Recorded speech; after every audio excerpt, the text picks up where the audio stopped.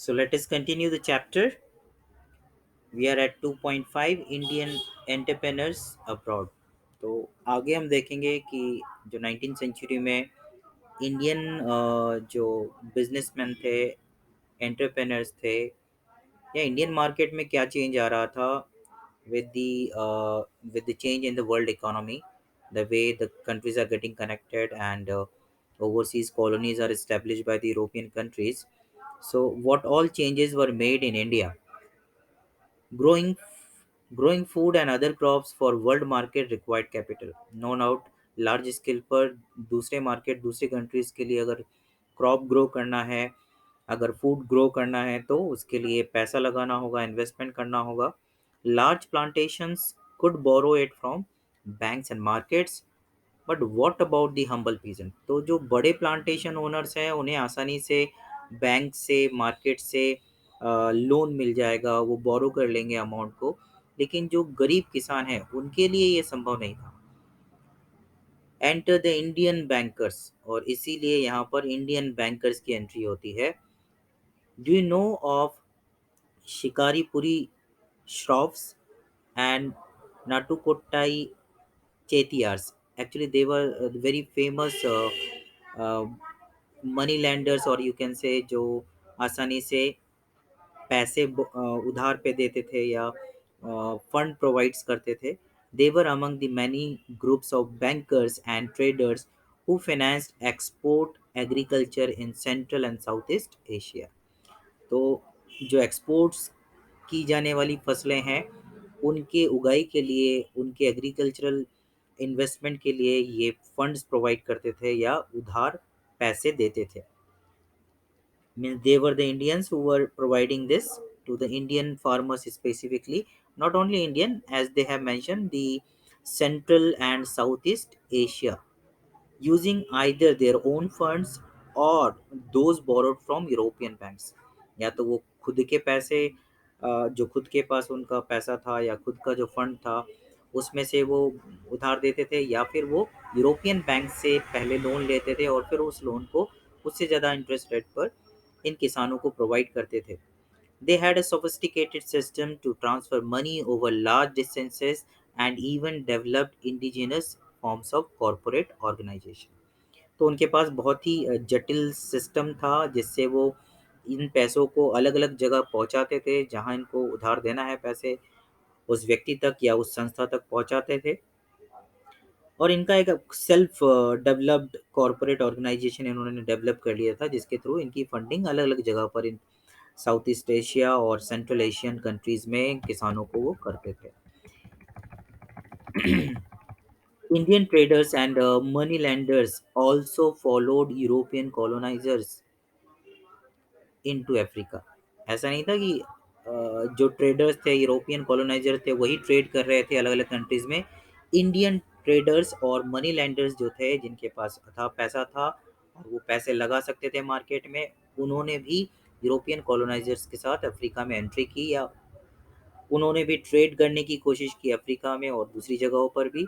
Hyderabadi Sindhi traders however ventured beyond European colonies, और वो Hyderabadi Sindhis को स्पेसिफिकली यहाँ मेंशन किया गया है, जो बियॉन्ड, जिन्होंने अपनी जर्नी या जिन्होंने अपना ट्रेड यूरोपियन कॉलोनीज के बियॉन्ड जाकर किया, मतलब उससे भी बढ़कर इन्होंने, उससे भी आगे बढ़कर अपनी बिजनेस को एक्सपांड करने की कोशिश की या उसमें प्रयास किए। From 1860s they establish flourishing emporia at busy ports world wide. उन्होंने क्या किया, अपने शॉप्स एम्पोरिया या अपने शॉप्स डेवलप किए वर्ल्ड वाइड पोर्ट्स पर, मतलब पूरे दुनिया के अलग अलग जो पोर्ट्स हैं जो बहुत फेमस है वर्ल्ड ट्रेड के लिए, उन सभी जगह पर अपने छोटे छोटे शॉप्स या आउटलेट्स लगाएं। Selling locals and imported curios to tourists whose numbers were beginning to swell thanks to the development of safe and comfortable passenger vessels।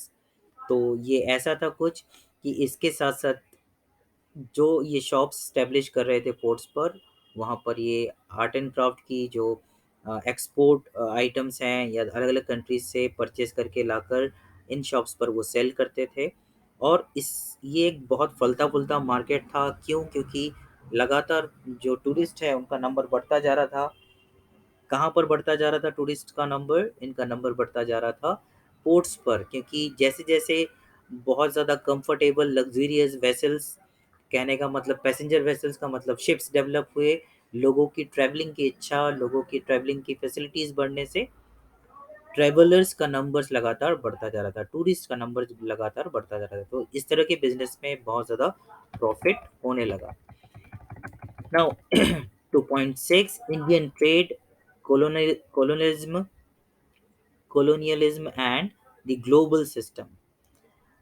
अब इंडिया में ट्रेड की वजह से कैसा चेंज आया, जो यूरोपियन सिस्टम डेवलप किया या ब्रिटिश ने जो रूल्स और रेगुलेशंस फॉलो किए उस समय, उससे इंडिया का जो सिस्टम है बिजनेस का, ट्रेड का, वो कैसे चेंज है? Historically fine cotton produced in India were exported to Europe. ये हम सब जानते हैं, इंडिया का कॉटन बहुत फेमस था, और इंडिया का फाइन कॉटन जो है या कॉटन प्रोड्यूस जो है, कॉटन क्लॉथ जो है, वो यूरोप में एक्सपोर्ट होता था लार्ज स्केल पर। With industrialisation British cotton manufacturer began to expand. जैसे जैसे इंडस्ट्रियलाइजेशन ब्रिटेन में बढ़ा तो उनका भी कॉटन मैन्युफैक्चरिंग इंडस्ट्री डेवलप हुई, बढ़ती गई। And industrialist pressurised the government to restrict cotton imports and protect local industries. तो ऐसा ही हुआ, जैसे जैसे कॉटन इंडस्ट्रीज डेवलप हुई ब्रिटेन में, तो ब्रिटेन के इंडस्ट्रियलिस्ट ने गवर्नमेंट पे दबाव बनाया कि इंडियन कॉटन प्रोड्यूस को वहाँ के मार्केट में, ब्रिटेन के मार्केट में ना लाया जाए, ताकि उनकी इंडस्ट्रीज को सपोर्ट मिल के सके, उनका मार्केट वो खुद अचीव कर सके, उनके मार्केट में उनका ही प्रोडक्ट हो। और इंडियन जो इम्पोर्ट्स है, कॉटन इम्पोर्ट को कम्प्लीटली, इंडियन या किसी भी तरह के कॉटन इम्पोर्ट को रेस्ट्रिक्ट किया जाए, कम किया जाए, रोका जाए। Tariffs were imposed on cloth imports into Britain. तो टैरिफ लगाया गया, टैरिफ मतलब एक तरह का टैक्स लगाया गया, जो भी cotton import, cloth import Britain में हो रहा था, जिससे जो बाहर से आने वाला कपड़ा था, टैक्स की वजह से उसका भाव और ज़्यादा बढ़ जाता था, उसका रेट बढ़ जाता था, जिसकी वजह से जो इम्पोर्ट हुआ है क्लॉथ है, चाहे वो इंडिया या दूसरी कंट्री से हो, बेसिकली वो लार्ज स्केल पर इंडिया से होता था, तो इंडियन प्रोडक्ट का रेट वहाँ के प्रोडक्ट से बढ़ गया, जिसकी वजह से इंडियन कॉटन क्लॉथ की डिमांड लगातार घटती गई। Consequently the inflow of the fine Indian cotton began to decline. Okay. From the early 19th century, British manufacturers also began to seek overseas market for their cloth. और ऐसा नहीं कि उन्होंने सिर्फ अपना मार्केट अपने कॉटन मैन्युफैक्चरिंग इंडस्ट्री से के लिए प्रिजर्व किया। They started conquering, they started exploring new markets for their products, to seek overseas markets for their cloth. Excluded from the British market by barriers, Indian textiles now face stiff competition in other international markets. ऐसा नहीं था कि Indian textile को सिर्फ British में restrict किया गया।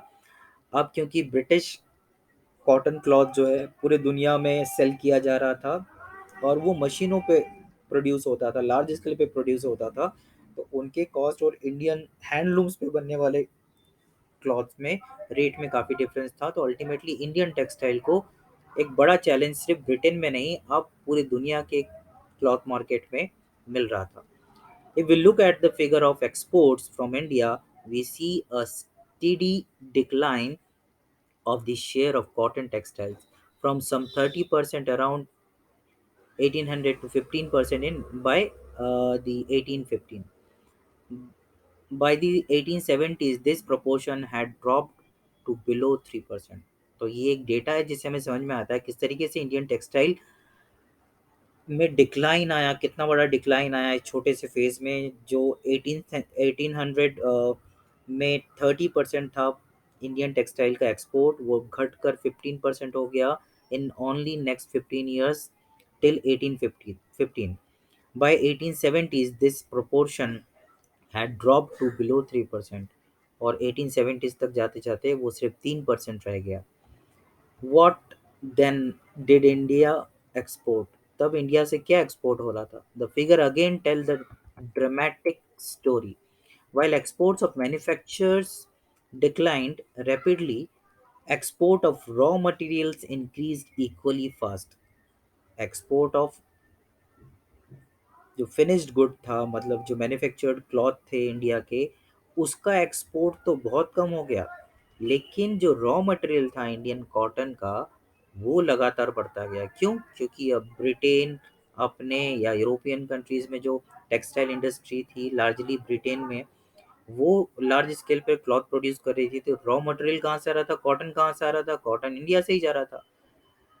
तो एक्सपोर्ट ऑफ क्लॉथ तो कम हुआ, लेकिन export of raw cotton increased at a large extent.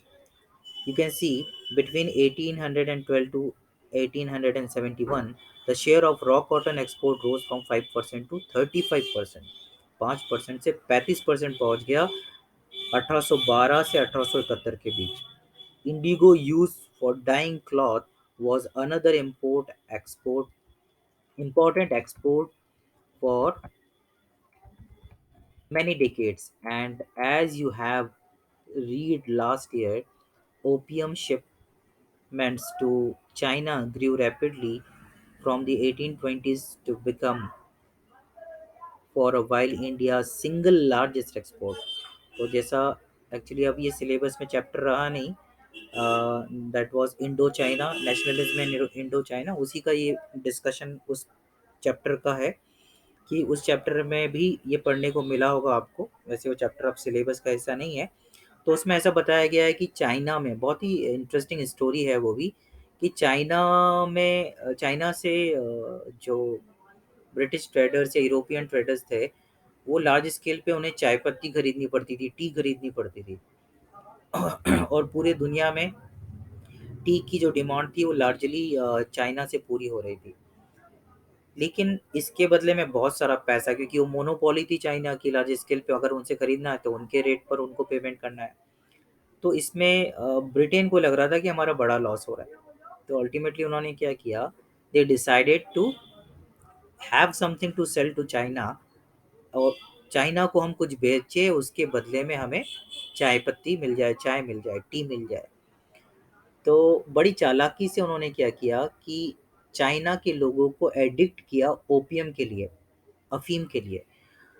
उन्होंने जानबूझकर कुछ पोर्ट्स पर अफीम रखवाई, और फिर वहाँ के लोगों को ग्रेजुअली उन्होंने बहुत ही स्ट्रेटेजिकली क्या किया, वहाँ के लोगों को एडिक्ट किया ओपियम से, अफीम से। और जब वो एडिक्टेड हो गए, तब उन्होंने अफीम के बदले में चाय खरीदना स्टार्ट किया। तो चाय का के लिए जो उनका फंड खर्च हो रहा था, पैसा खर्च हो रहा था, अब उसकी जगह वो अफीम के बदले में चाय ले सकते थे। और इसके लिए स्ट्रैटेजी के हिस्से में इंडिया भी था, क्योंकि वो जानते थे बहुत आसानी से इंडिया में उनका रूल था, तो आसानी से इंडिया में लार्ज स्केल पर ओपियम ग्रो करना, और उस ओपियम को कहाँ ले जाना, चाइना में ले जाना, और उसके बदले में जो टी मिल रहा है उसको पूरी दुनिया में सेल करना। तो उस समय इंडिया से सबसे ज़्यादा एक्सपोर्ट होने वाला मटेरियल ही क्या बन गया, ओपियम बन गया।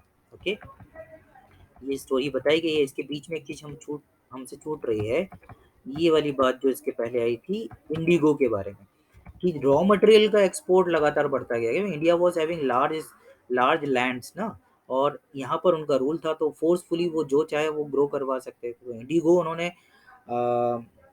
फोर्सफुली ग्रो करवाया, उसके बाद ओपीएम उन्होंने फोर्सफुली ग्रो करवाया, और इस इंडिगो को वर्ल्ड वाइड कॉटन टेक्सटाइल्स के लिए, कपड़ों को रंगने के लिए जो नील होता है ना, वो उसको सेल करते थे यहाँ से, वो रॉ मटेरियल गेन करके। ऐसे ही रॉ कॉटन यहाँ से गेन करके उसका कपड़ा बना के उस पे लार्ज इनकम इनकी होती थी, बड़ा मुनाफा ये लोग कमाते थे। Okay. Over the 19th century, British manufacturers flooded the Indian market. Food grains and raw material exports from India to Britain and rest of the world increased। मतलब रॉ मटेरियल का एक्सपोर्ट जो है इंडिया से लगातार बढ़ता गया Britain के लिए और दुनिया के दूसरे देशों के लिए।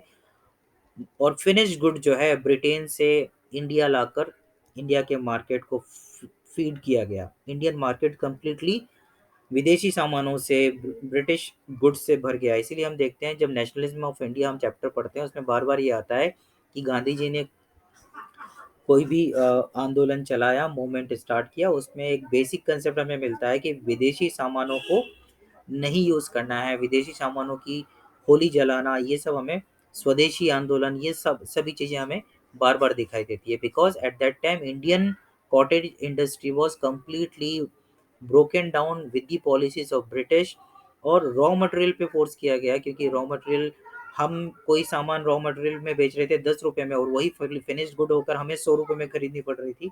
तो वो जो मार्जिन का 90 रुपीज़ है जो पहले हमें मिलता था क्योंकि हम फिनिश्ड गुड बेच रहे थे, अब वो ब्रिटिश मार्केट में जा रहा था, वो फंड, वो पैसा ब्रिटिश को जा रहा था। Okay. But the value of British exports to India was much higher than the value of British import from India. तो नो डाउट, हम रॉ मटेरियल बेच रहे थे तो हमारा रॉ मटेरियल बहुत सस्ते कॉस्ट में जाता था, और वहाँ का जो फिनिश्ड गुड इम्पोर्ट होता था इंडिया में, उसका उसका मूल्य काफ़ी ज़्यादा था। तो बिजनेस, हम एक तरह से ट्रेड सरप्लस, ब्रिटेन एक तरह से ट्रेड सरप्लस में था इंडिया के साथ। ट्रेड सरप्लस का मतलब यही कि हम दो इन दो कंट्रीज के बीच में जो बिजनेस हो रहा था, उसमें वो फायदे में था। मान लीजिए ट्रेड सरप्लस कैसा, मान लीजिए ब्रिटेन से पूरे साल भर में 10 लाख का सामान इंडिया आ रहा था, as as in the form of finished good, cloths and other things. वही इंडिया से जाने वाला रॉ मटेरियल, चाहे वो इंडिगो हो, चाहे वो कॉटन हो, चाहे वो ओपियम हो, ऐसे तमाम जो एक्सपोर्ट इंडिया से हो रहा था, उसका कॉस्ट काफ़ी कम था। मान लीजिए ये 4-5 लाख के आसपास, मतलब 50% का ट्रेड बेनिफिट में था ब्रिटेन उस समय, या उससे भी ज़्यादा। This is how, sorry, trade surplus with India, Britain use this surplus to balance its trade deficit with other countries. और वो इस जो डिफरेंस आ रहा था, जो फायदा वो इंडिया से कमा रहा था, उसको वो यूज करता था दूसरे कंट्रीज के साथ, उसका जो ट्रेड डेफिसिट था, जहां उसको नुकसान हो रहा था, वहां पर ये अमाउंट वो यूज करता था। और सिर्फ यही अमाउंट से इंडिया के का जो पूरा सिस्टम वो रन कर रहा था, जो बेनिफिट उसको ट्रेड से इंडिया से हो रहा था, जो ट्रेड सरप्लस में वो इंडिया के साथ था, उस अमाउंट के यूज से वो अपनी पूरा सिस्टम, अपना पूरा गवर्नमेंट रन कर पा रहा था इंडिया में। मतलब इंडिया में जितने भी यूरोपियंस रह रहे थे, जितने भी ब्रिटिशर्स रह रहे थे, चाहे वो आर्मी अफसर हो, चाहे वो ऑफिशियल्स हो, उन सब का पेमेंट उन सब का जो खर्चा था, इसी ट्रेड बेनिफिट से या इसी ट्रेड सरप्लस से उनका काम चल रहा था। तो यू कैन अंडरस्टैंड हाउ कितनी चालाकी से ब्रिटेन ने स्ट्रेटेजिकली पूरे मार्केट के सिनेरियो को चेंज किया, इंपोर्ट एक्सपोर्ट के कंटेंट को बदला, जिससे एक चाइना का एग्जांपल हमने देखा कि चाइना को किस तरीके से, चाइना के को उनको जो पे करना पड़ रहा था, उसके बदले में उन्होंने एडिक्ट किया चाइनीज लोगों को अफीम के लिए। अब टी उनको अफीम के बदले में ही मिल रहा था, वो भी इंडिया में उगाकर, उनका कुछ नहीं जा रहा था, और टी वो पूरे दुनिया में सेल कर पा रहे थे। दूसरी तरफ इंडिया से जो फर्निश्ड या फिनिश्ड गुड पूरे वर्ल्ड में सेल हो रहा था, ब्रिटेन में सेल हो रहा था, उसको कम्प्लीटली रॉ मटेरियल पर लाकर खड़ा कर दिया, और खुद के फिनिश गुड्स पूरे दुनिया में वो सेल कर पा रहा था।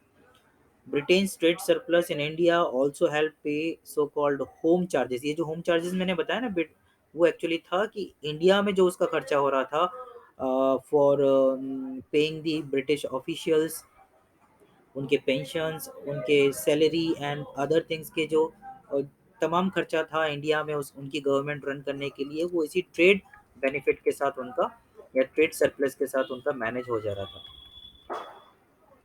We will see the next sub chapter, the inter-war economy, in the next video. Thank you. Take care. Bye bye.